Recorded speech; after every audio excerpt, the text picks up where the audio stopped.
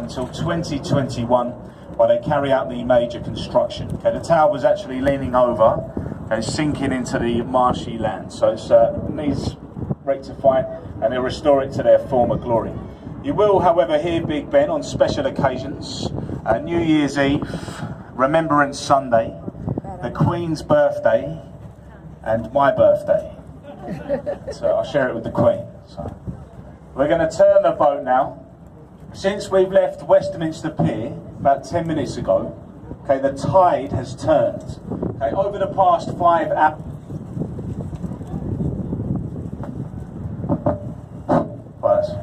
Cut out then.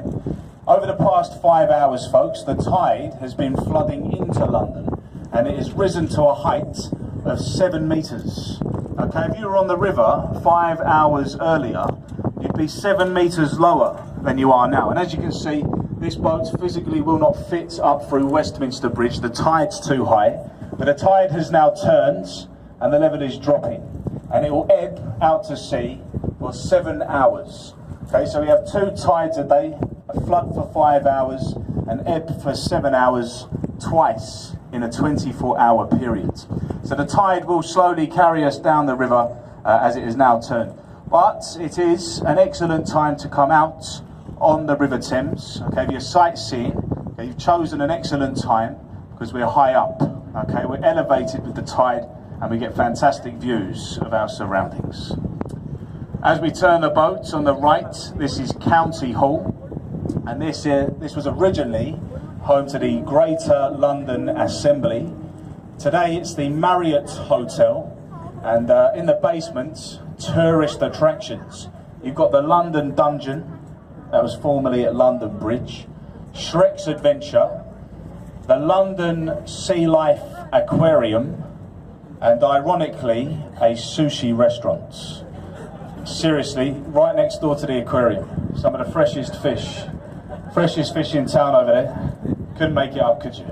But it is over there. Have you got a ticket?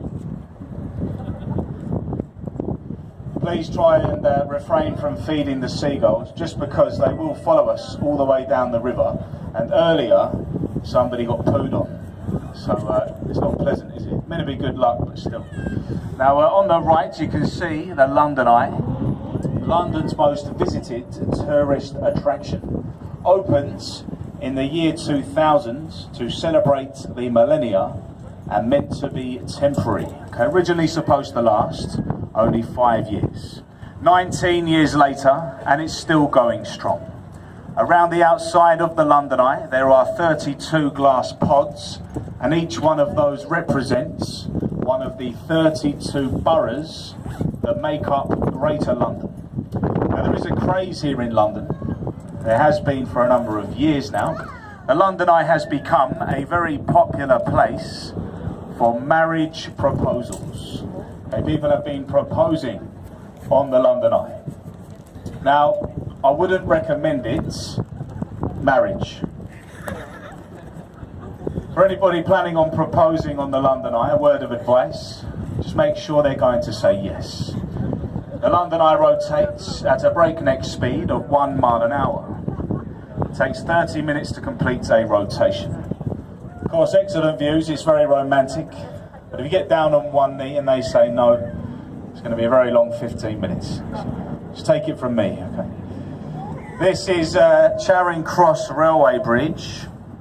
Either side of the railway bridge are footbridges, and these were put in place to celebrate our Queen's Golden Jubilee back in 2002. If you're up on the top deck, as I said, we're high up with the tide, we're close to the bridges. Wave and smile at the people, don't be shy. Get their attention, skipper, that's it. If they wave back, they're on holiday.